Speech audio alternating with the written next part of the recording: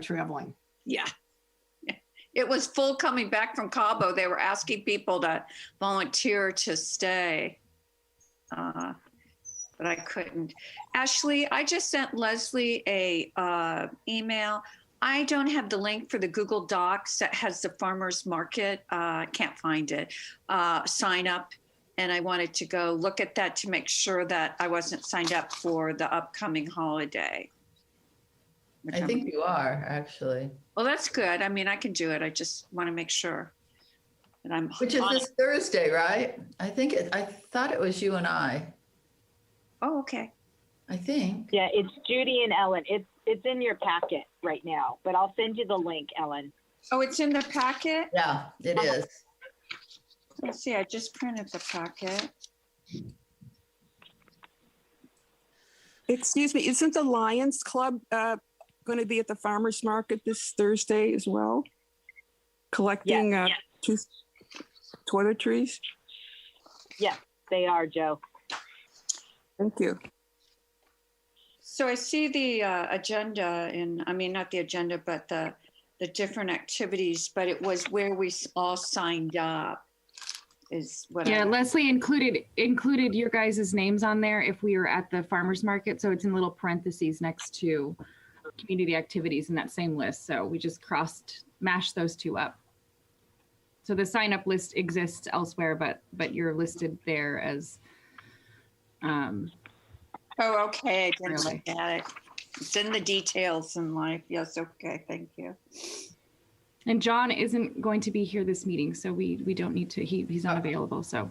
Okay, well, it's 9:30, so we can get started. It's actually 9:31, so roll call, Leslie.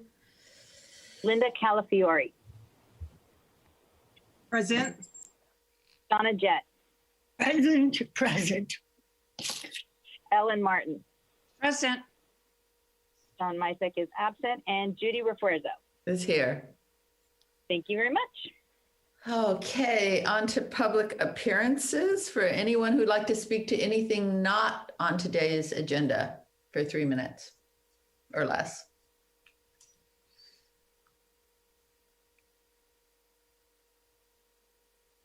All right, seeing no one wishing to speak this morning.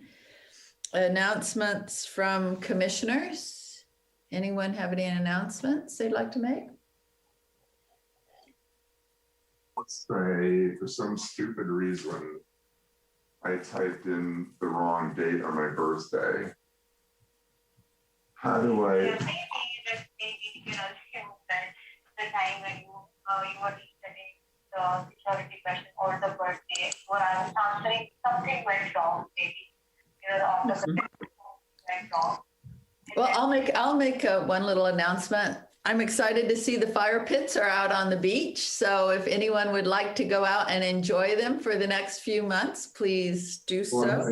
So thank the city for being so, getting it right out on schedule. That was very nice. And anyone else? No, announcements from staff? Yeah, well, okay. Was concentrating on what's coming up on the next agenda and forgot that I was staff. I'm like, yeah, staff, what do you have to say? Well, some of you may have seen a press release issued from the state. I'm going to email it out, the link to all of you in the event that you haven't, that has to do with large scale special events and what the state's recommendations, and I say that word with an underline under it, recommendations for what they're classifying as mega events, which are 5,000 people indoors or 10,000 people outdoors or more than that. So we'll go over that at our next meeting. I think I should agendize that as a future agenda item so we can talk about what the implications are and what our events look like. I don't think any of our events, with the exception of some of our permitted events, those would be the Tuesday and Thursday, are mega events. We're not having 10,000 people at the pumpkin roll or sandcastle contest necessarily, but I think that we should still discuss these recommendations and how they may apply to anything that we try to do this year.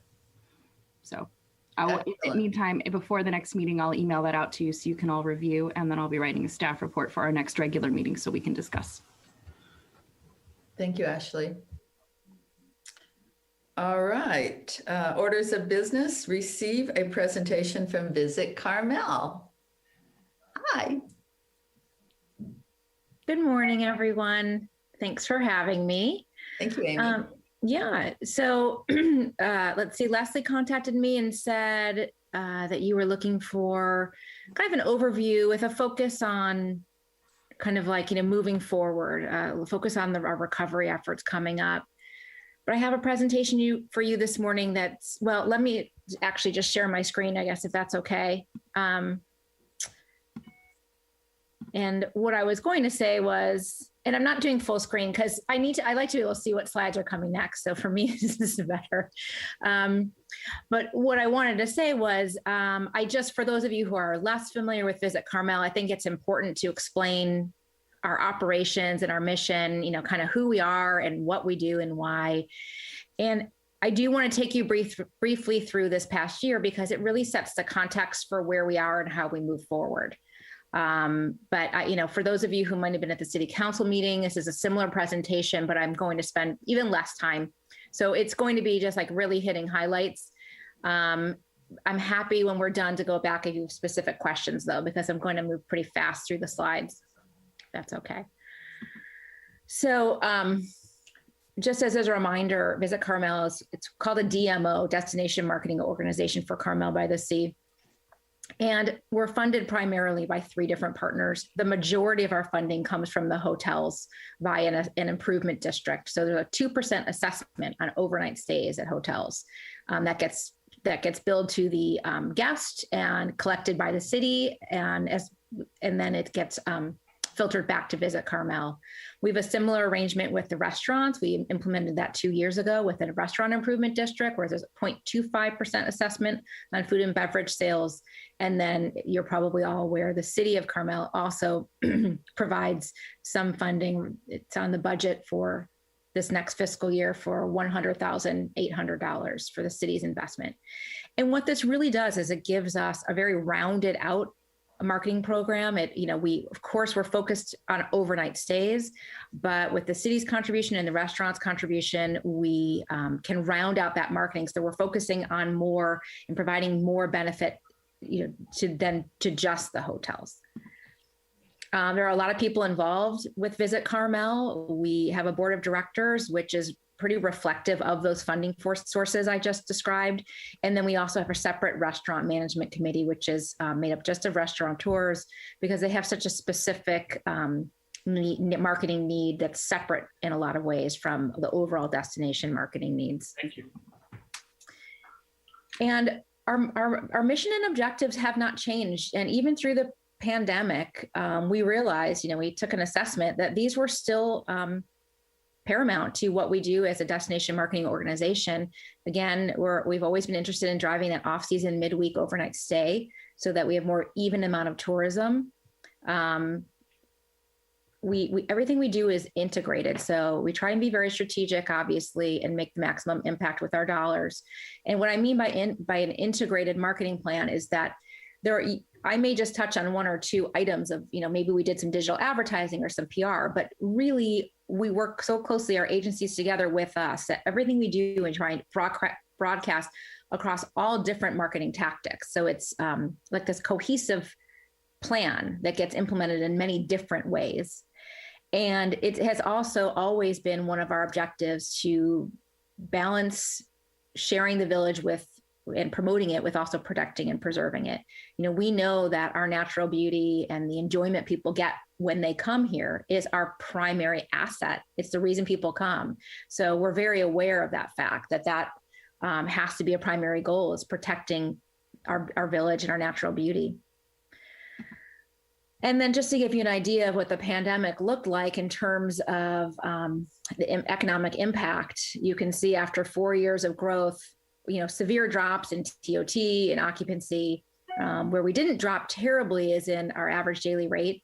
So that's the amount a hotel on average will charge for a guest. That went down, but not as bad as it could have. So that really helps save us because it's really hard to climb back up once you reduce rates drastically to then go back and try and recoup that. It can be very difficult. So we were happy that we saw some pretty decent rate integrity. Those declines in occupancy and TOT, while 45% down sounds terrible, quite frankly, compared to some other destinations, we fared better. Other destinations who are much more dependent on big group business, for instance, and had much bigger hotels, who just had to completely shut down because there was no way that it would be worth keeping them open. They were hit even harder. So in a lot of ways, we were somewhat lucky, though this was obviously a huge impact negatively on the destination economically. So once March 2020 happened and we got over our shell shock of what was going on, we came together as an organization and realized we had to do some things really quickly.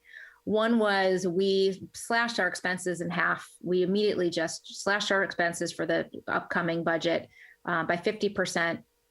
And we knew that we needed to shift our messaging into one about health and safety, and be really strategic with our messaging and our tone, not just close down, but continue to communicate. And in fact, the communication became paramount and much bigger than we'd ever had before, because we really, while always working with the local community in the past, it became essential to all of our survival in a way, not literal survival, but kind of economic and maybe even spiritual survival as a community, to come together and really, if you can take yourself back to a year ago, what we all felt like, it was like a gut punch in so many ways for everyone dealing with their own issues. But we for the first time really shifted to a number one, telling visitors not to come, but actually telling them stay home while we keep Carmel safe for you. And then again, setting up some communication systems with the community, working more closely with the CRA, for instance, with the chamber, with the city, to make sure that we were on the right message altogether as a community, so as not to cause confusion, among other things.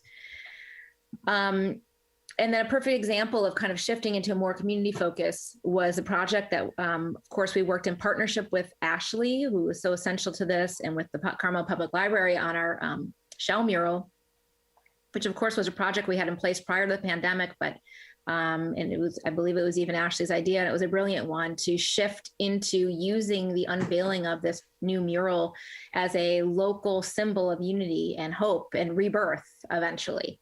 And that's what we did. And I think it was really incredibly well timed to be a symbol for the community. And it was more extensive than that. And now it's there as something that is being used as it was intended, which is a place branding place where if you're on Instagram, I don't know if you follow Visit Carmel or hashtags, but I would encourage you to go onto Instagram and just search hashtag Carmel Shell and see the way people are using this mural right now. And it's really gratifying to see, because that was the intention of creating something beautiful that honored our artistic heritage, that people would use to be our place ambassadors to other people. Now, depending on the situation with the pandemic and restrictions and protocols, there were a lot of different messages going out. One thing we knew for sure was that we couldn't stop communicating about the destination. So there were at various times, we would put a message out, which was, so if we were shut down for essential business only, we would shift into encouraging people to book a future trip, for instance. Because now remember, we had hotels with maybe 1%, 2% occupied, who were feeling incredibly fearful about what was going to happen to their businesses. And so we were trying to at least say, let's see if we can get you some future reservations so that you've got some hope, that if you can hold out for another month or two, that there will be people back again.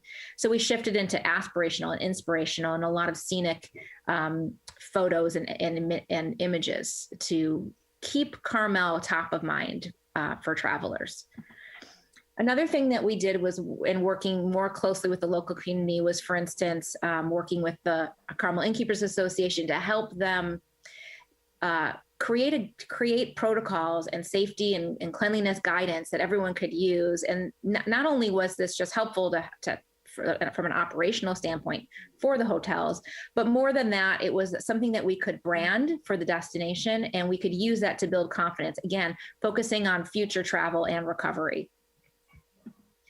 another example of, first of all, working closely with the community. We did some cooperative campaigns with the city, with the Monterey County CVB, with Carmel Cares, with the chamber to create local signage. And again, reflective of our destination, creating something that was branded and cohesive and looked, and looked reflective of the kind of destination we are, so that we, it was hard enough to put signs everywhere, but at least like, let's make this look like we've got a plan in place and that everything is working together. So these are just examples of how that came together. And this is an example of, again, shifting messaging, shifting strategies a little bit.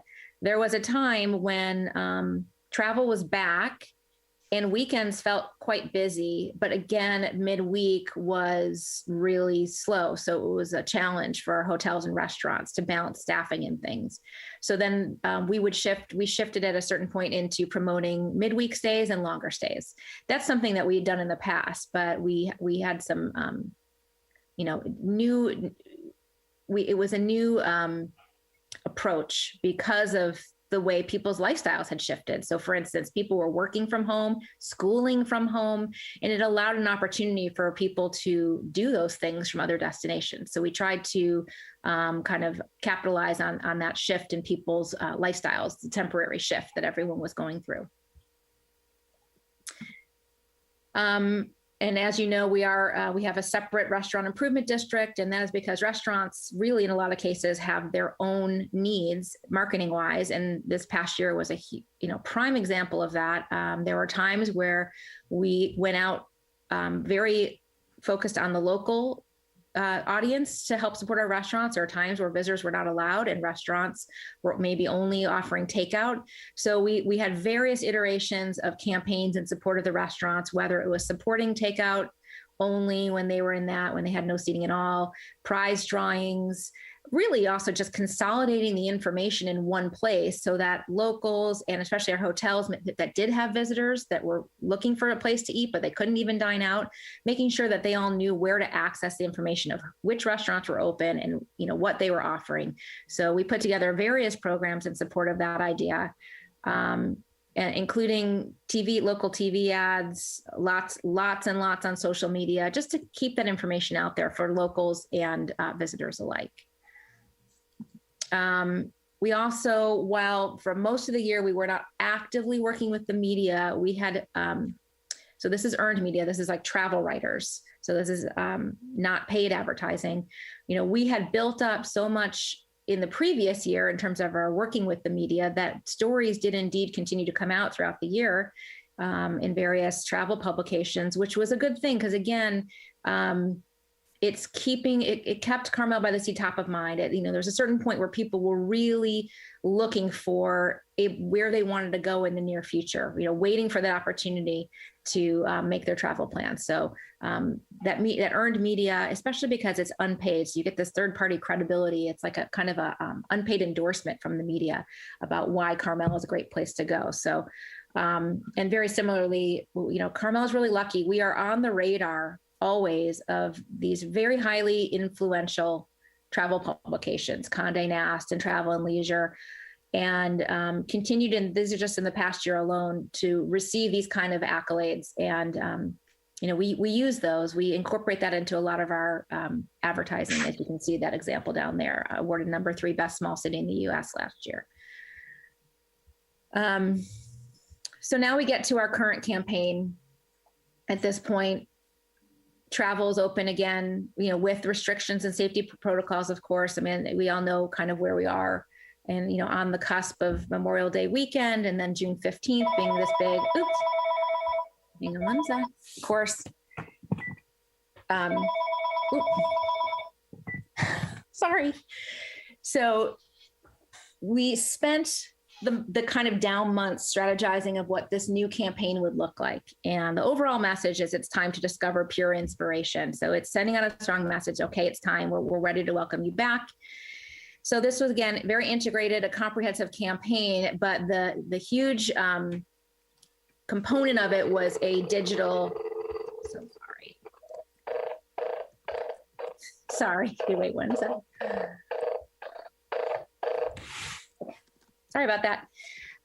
So this is digital first. 70% of our ad budget is spent on digital media. And so that's because it is a very targeted way to reach high intent travelers who are more likely to be interested in a trip to Carmel and more likely to book a longer stay longer, spend more. There are various ways that when you do digital advertising, you can find those people via basically artificial intelligence. And we've probably all been subject to that feeling of being retargeted once we've started to search for a certain topic. But we also, up until 2 weeks ago or so, had some TV running in Southern California. Again, kind of going a little farther out, not as focused on the Bay Area, because we are looking for people who will come from farther and potentially stay longer and, not necessarily stay for the weekend, but beyond the weekends. As a part of that campaign, we revamped the landing page of our website into this really kind of dynamic, cool, more interactive experience because all of our digital ads, if you click on them, they will lead you to our website. So we really wanted that to be reflective of how dynamic the destination is. And then also, with COVID, there's definitely more of a focus on outdoor activities, a little more space between people, just ways to enjoy the destination that don't feel that, just have a different vibe to them now that people are looking for. They're looking for an opportunity to be able to enjoy a destination, in a less populous environment. So we wanted to reflect that. And then we created a new video based on current assets. We had other video. We just we didn't want to lay out a lot of money on new video, but we have so much in our kind of creative assets that we were able to put together another beautiful video that really emphasizes the natural beauty and the outdoors. Again, focusing on Southern California. And then our follow-up message in our TV ads, but especially in our digital marketing is, once we get past the encouraging people to come discover the area, we retarget them with a stay longer type of messaging.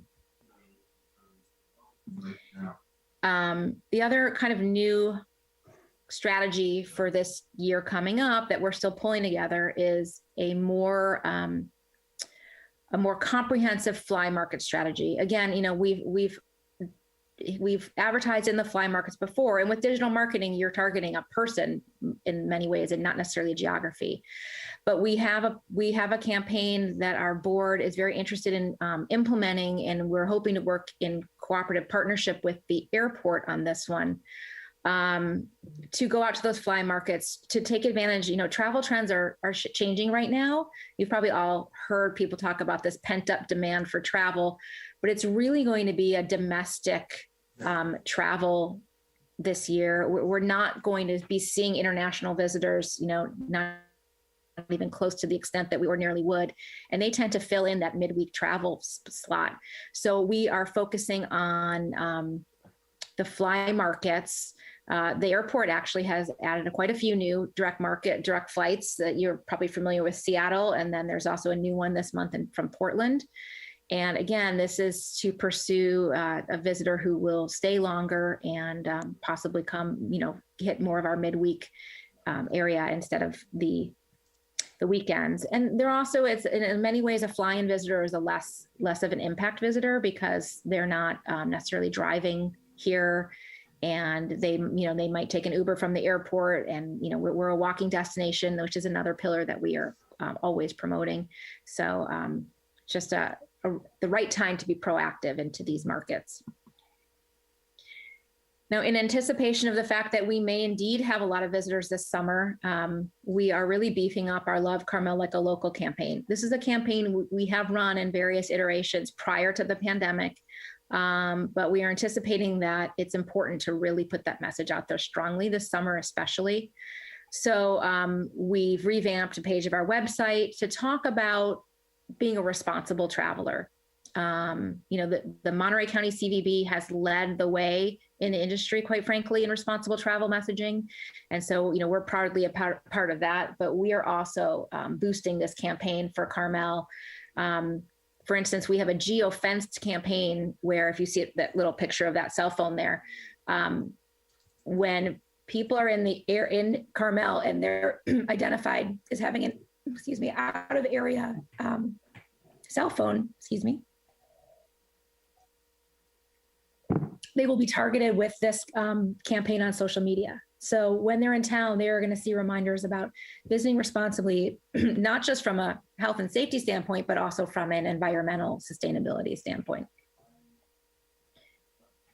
So I just want to conclude by saying, we really understand, again, the importance of the destination, of protecting and promoting it at the same time. It's this delicate balance. We're very dependent on the visitor, quite frankly, but we also, really value our more expanded relationship with the community. And just to assure you that we're going to continue to be strategic and responsible, and very much grateful for the opportunity to continue to work with you and the community. So. Thank you, Amy, for that wonderful presentation. Does any commissioners, anyone have any questions for Amy? Linda? Sorry about my voice. That was weird. Linda? Hi, 2 questions. One is, I noticed that the flights, since I was trying to book a flight to Chicago next week, flights to San Francisco and Los Angeles out of Monterey are just so inconvenient and so reduced. And I was wondering if you had any insight on that. And 2, just because I have a crying dog, so I want to get before I go on mood. And then from residents that have been here quite a long time, I hear on the street occasionally, why are we spending money to bring more visitors in?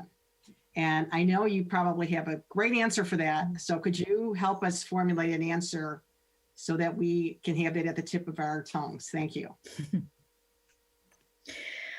Well, the visitors are responsible in a normal year for 2/3 of the city's budget. I mean, if you take in the TOT taxes and a portion of that sales tax for retail purchases, in 2019, that accounted for about 2/3 of the city's budget. So, not last year, obviously, because we were down 45% in TOT. And luckily, those property taxes really, helped recoup a lot of the city's lost budget. But, we're a destination that's very interdependent on the visitor for its economic viability. And our focus, I also will say that most of these business owners, so owners of hotels and restaurants and retail, like these are also members of the community. They're our neighbors. So I think it's about finding that balance. I mean, I agree. I completely understand it can feel stressful when it's crowded in town. We all live here. We know how that feels. We know how Car Week feels. But it's just important to figure out how to mitigate the impacts of the visitor, but also really honor what it does, because it keeps our economy really healthy, and it affords us to have the other beautiful, wonderful benefits that we get from having a healthy city budget. And I think I want to add onto what you said, Amy. I've been attending the Visit Carmel meetings now for the last couple of years, and they've done a tremendous job. And we've been talking about this, and Amy's come and talked to our commission before about that whole Love Carmel Like a Local campaign. And we've talked about, visitors, thinking of visitors as temporary community members, because when we travel, we want to assimilate to wherever we're going. So I think Visit Carmel is doing a great job of reminding people who come here that this is a place where people live, and this is something that, they may want to return to, and that preserving that natural beauty is really important. So I think Visit Carmel's done a tremendous job the last few years pumping that message out. I was going to add, Amy, I think visitors add to the charm and the vibrance of the village. And besides and they create jobs. I mean, Pebble Beach is the largest employer, and we want people to go to Pebble and Spanish Bay and Monterey hotels, and we want weddings. And you need that to keep a city alive, or a town or a village. And teaching responsibility. I think most of them already know they treat their own hometown nicely, but I think you do a great service to keep visitors, because I like to see visitors from other places and the restaurants full. I think it's healthy, not just for the economy, but for the village itself. I think it's healthy that people think it's desirable enough to come visit when they have choices of Santa Barbara, San Luis Obispo, Ojai, all these places. I think it's a joy that they choose to come visit us. Yes, well, there's a real vitality to the little village when people are in town. And then, just as a reminder, there are less than 1,000 hotel rooms in Carmel-by-the-Sea, and so if we're able to push from 70% occupancy to 80% occupancy, it helps the hotels tremendously, but it doesn't really impact the village that much. We're not talking about that many people. And that's why we're focused on overnight visitors. I know there were times during the pandemic, especially, where there were a lot of day trippers in town. And that's just not what our focus is. That's just, I think, par for the course of, that's what happens when you live in an incredibly desirable place. People want to come here. So, but that is why, we are focused on the overnight visitor and not a day tripper, because we're going to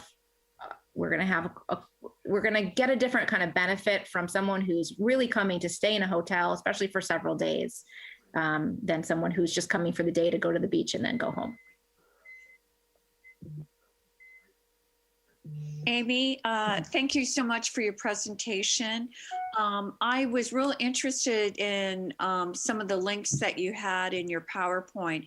Is that up on a site, or can we access that in any way? Yes. Well, what better would be,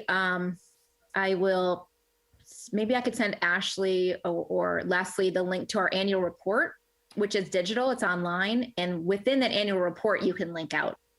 And the annual report is very similar to what you have here. So you can link through on a lot of that. Okay. I wasn't in town this past weekend.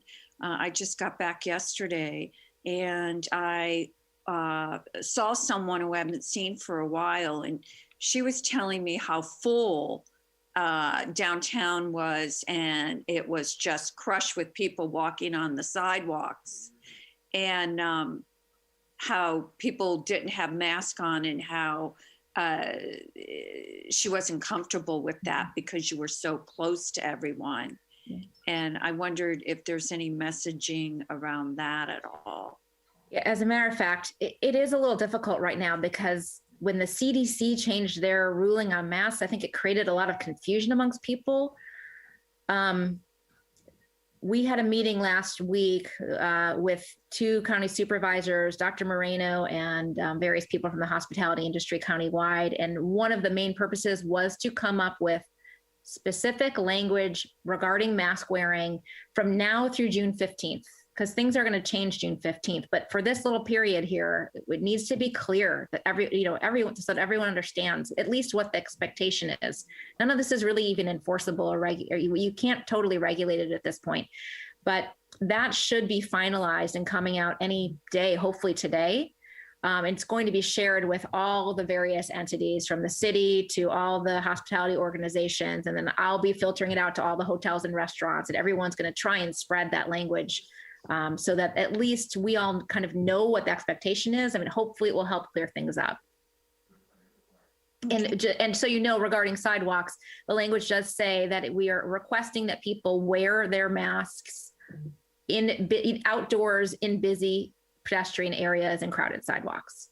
So obviously, if you can maintain distance from people and you're outside, you don't need to wear a mask. However, if you're on a busy sidewalk in a commercial area, or on the wharf, or on Cannery Row, or somewhere where you're going to be constantly passing people, we're asking people to keep masks on between now and June 15th. And how will you do that, though? Will there be signs out, or? Well, I don't know about signs. We're going to put it on our website, and we're going to ask every hotel to let their guests know that that's the current protocol. And maybe we'll create kind of a flyer that can be printed up quickly from each hotel can just print one page and have it up. That's a good idea, Ellen. Maybe we'll do something like that, because that can be helpful. I think everyone's a little tired of signs though, and people don't see them anymore, unfortunately. So, Yeah. Well, we just want everybody to feel comfortable so that they will come and spend their money and yeah, enjoy Carmel. yeah.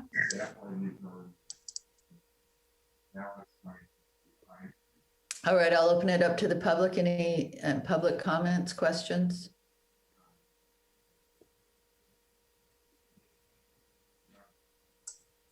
All right, well, thank you very much. This is Wanda Balmer. Oh, sorry. Hi, Okay, Amy. Wanda. Thank Hi, you so Wanda. much. Hi, good to see you. Thank You you too. so much for this presentation. I've heard you speak about this before, and I really do appreciate everything that you guys do. And I like the fact that you do keep the locals in mind.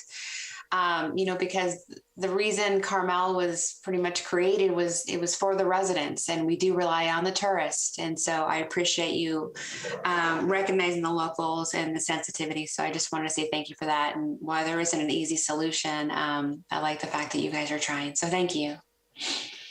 Thanks, Wanda.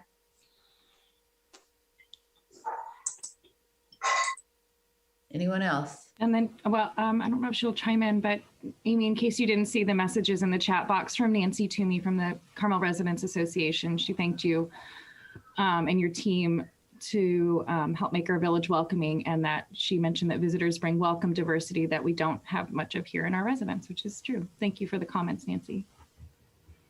Thanks, Nancy. All right. Well, thank you very much, Amy. We really appreciate you coming and sharing with us today. And you guys are doing a great job. So thank you. And thank you. And again, I'll send that link to our annual report to Ashley and Leslie. So thanks. Great.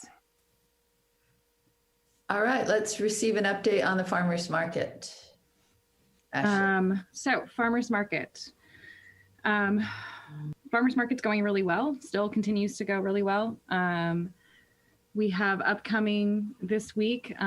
This is the weekend before Memorial Day, of course. And so we'll have the American Legion and Post 512 and the Lions there, in addition to our commission members. And we're handing out, let me see if I can find them on my desk. I showed Judy the other day, flags that are made out of seeds, which I think I might have handed over to somebody.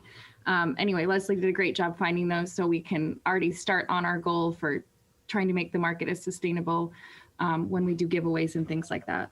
So I think we'll have a nice day on Thursday.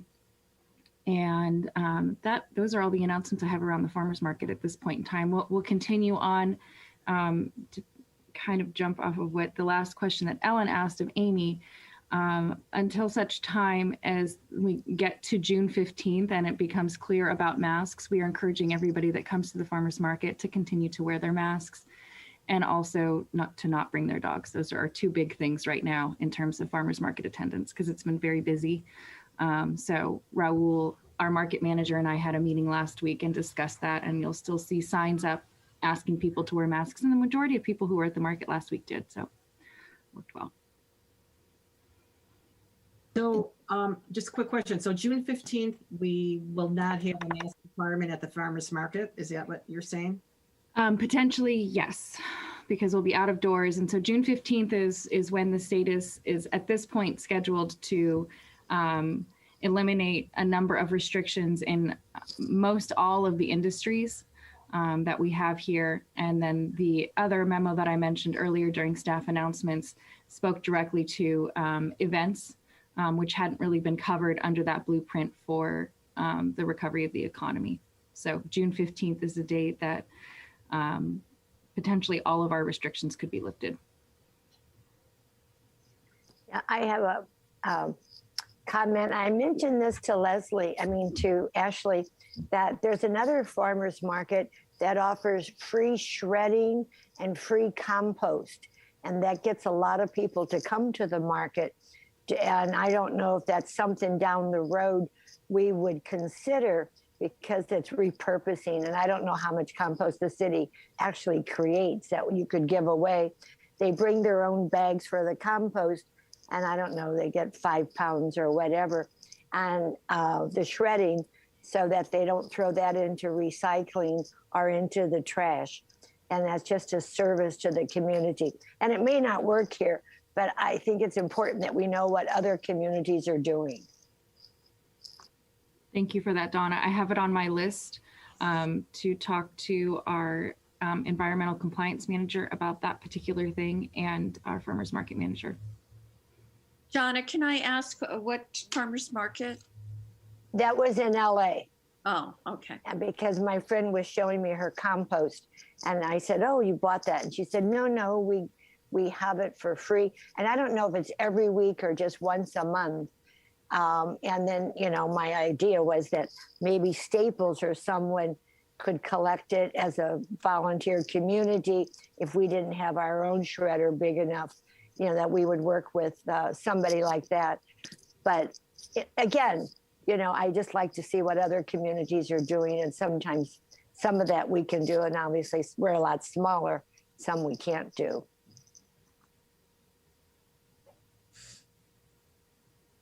All right, anyone else wishing, anyone in the public comments, farmers market?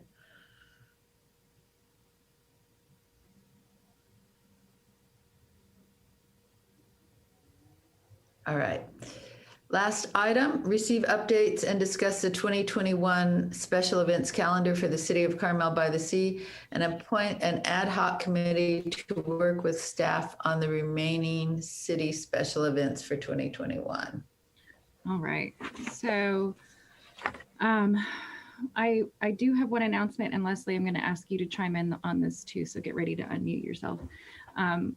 We were approached by the Monterey County Pops about doing a special performance for the 4th of July. One of the ideas that was floated by our ad hoc committee, that was Donna and John, was to have a band circulate through town playing patriotic music. And so the Pops approached us and said, "Hey, we'd love to come play patriotic music for the 4th of July." And so we're working with them on that to make that happen. That would be Sunday, July the 4th.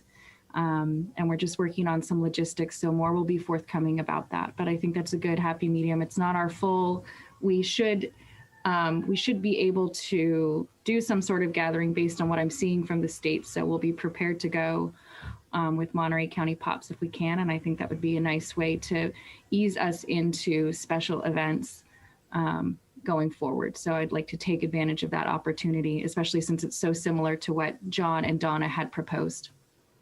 Would that be in the park, or would that be a mobile? It would be in the park. Okay. And Okay. Leslie, do you have any more details you want to share this time? Would that be at no cost, or would they require? No mean, cost. that's a very fun. Okay, because sometimes they ask for a donation. That's why, which they're well worth it. And do you know how many pieces they'll have? I'm not sure how many pieces they'll be playing at this time. I'll have more details for you at the next meeting as we work through. Yeah. Okay. Well, how many members in their orchestra? 38. Oh wow, all of them. Okay, Yeah. thanks. Yeah. And then does that mean we're going to be considering anything else in terms of food or other entertainment? It would just be a concert where people bring a blanket? It'll just be a concert where people bring, we can encourage them to stay socially distanced in the park if they want to bring a picnic and listen to the music. It's very low key. We won't do a huge advertising campaign like we normally would do. It'll just be a nice thing that's happening, again, to ease us back into events and that type of thing. And I'm excited that they approached us and asked about this. And so for the rest of the events, Donna had brought up forming another ad hoc committee to start taking a look at what we'll have coming up for the rest of the year. The next big things we'll have are home crafters jurying, and we'll need to talk about how we do home crafters this year. It's very labor intensive. Right now the city's short staffed, even if we get staff back after the start of the new fiscal year. So we'll need to figure out some logistical things with home crafters, including jurying, if we want to do that this year, or have a status quo type of event and carry over all the vendors from 2019. And it's just keeping our events as simple as possible, I think, is going to be our focus this year, and scaling back where we can.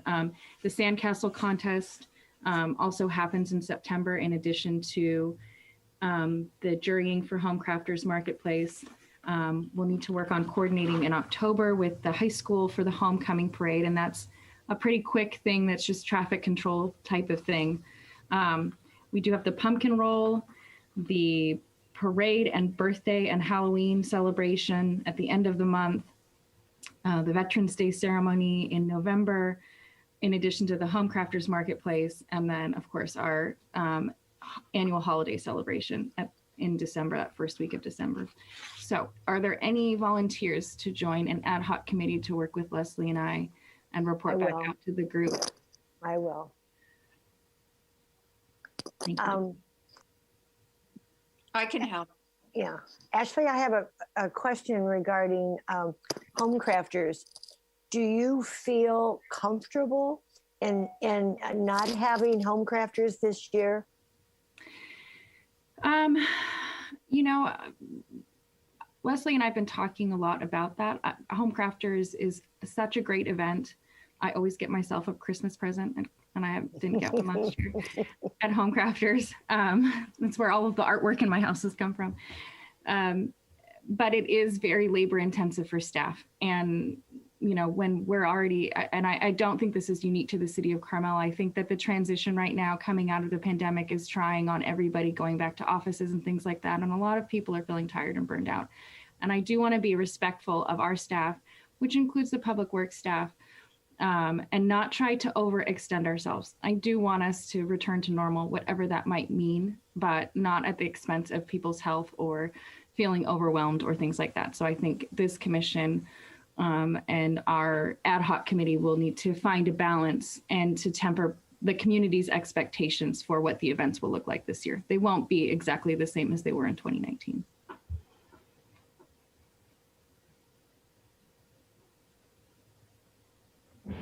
So I had Donna as a volunteer, and Ellen, you were, okay. So Donna and Ellen, wonderful. Thank you both so much.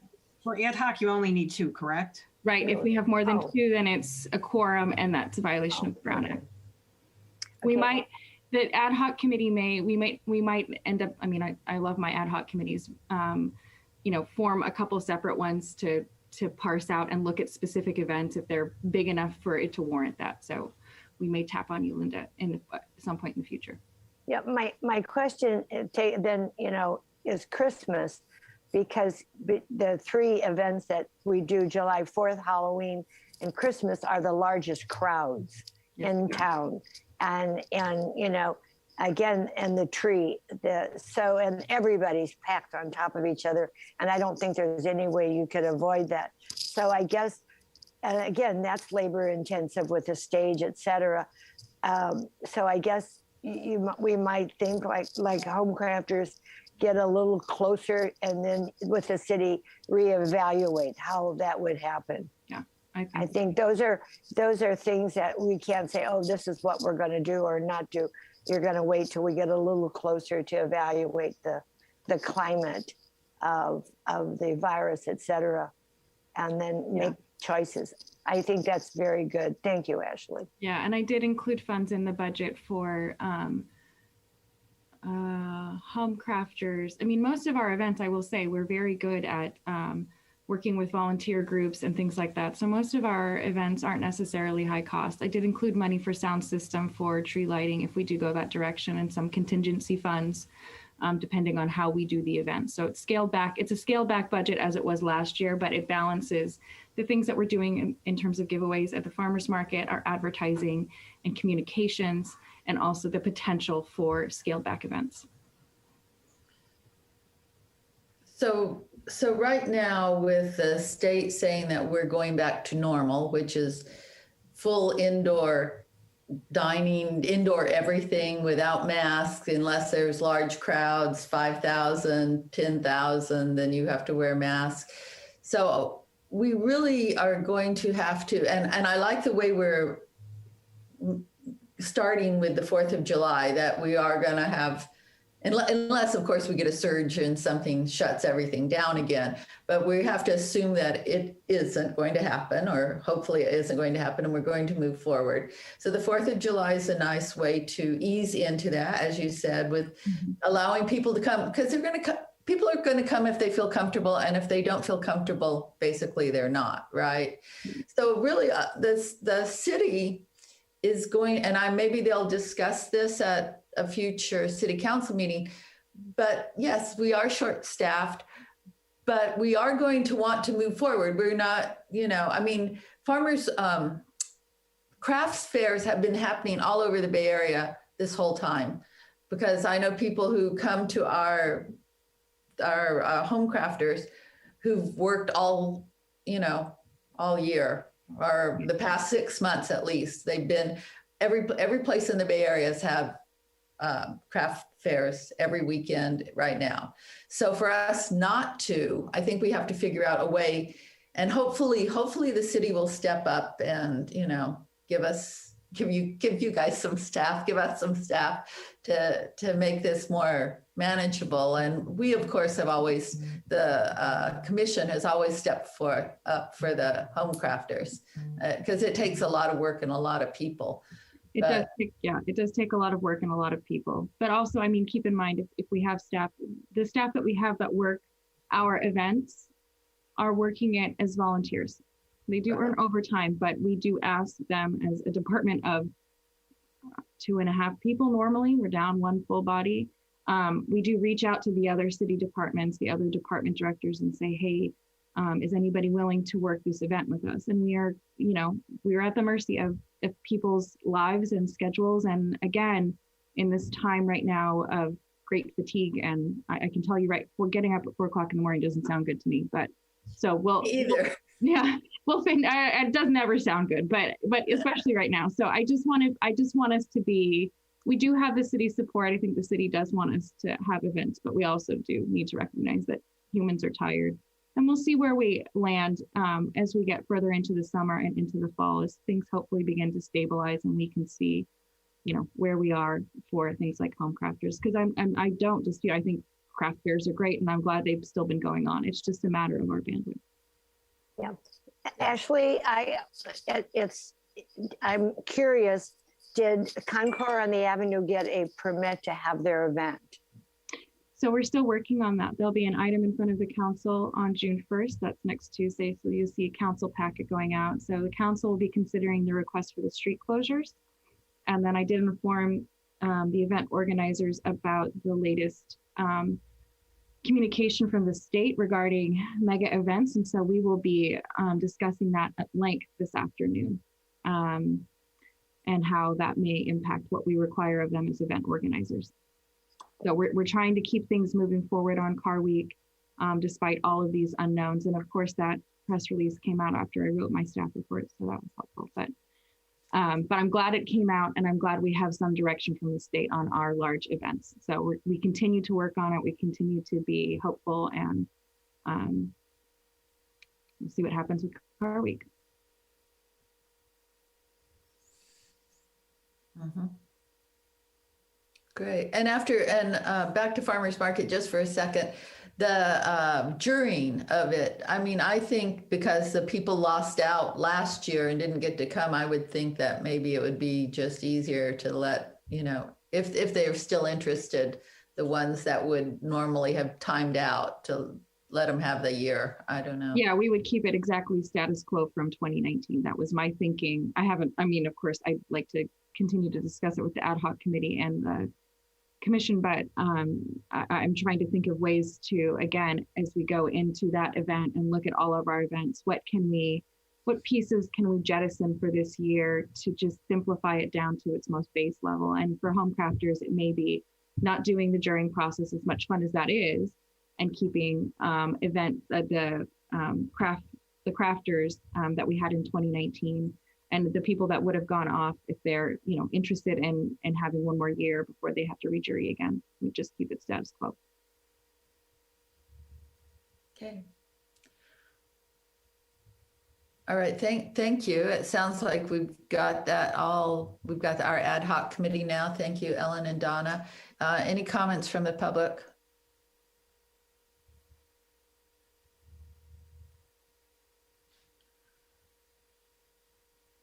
All right, seeing none.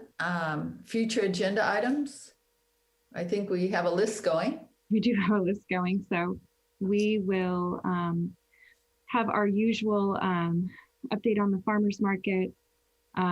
we will discuss the latest issuance from the state regarding mega events and how those things might apply to our own community events. And I'll try to connect with our ad hoc committee before then so we can get our conversation started and we may have a report out. I'll put a standing item on there for a report out from the ad hoc committee. That way, if we have announcements or items for discussion, we're able to do that. Thank you. Thank you. One more item, the Zoom meetings, which I actually like. We'll continue those for the next 2, 3, 4 months. That's very likely, yes. Well, Okay, this figures out the logistics of either a combined in-person Zoom or shifting back to in-person completely or just sticking with Zoom. I don't have any inside info on that yet, on what direction we're headed. Yeah. As much as I miss everyone, I like the Zoom meetings. Yeah. Well, we can see each other at the farmers market and hopefully at our upcoming event. Yes. All right. Thank you, everyone. Thank you, Ashley, Leslie, Donna, Ellen, Linda. Thank you. All right. Bye. Judy, see you on Thursday. I will see you on Thursday, Ellen. 10 o'clock, right, Ashley? She's 10 gone. o'clock. Yeah. Have a great week. Uh-huh.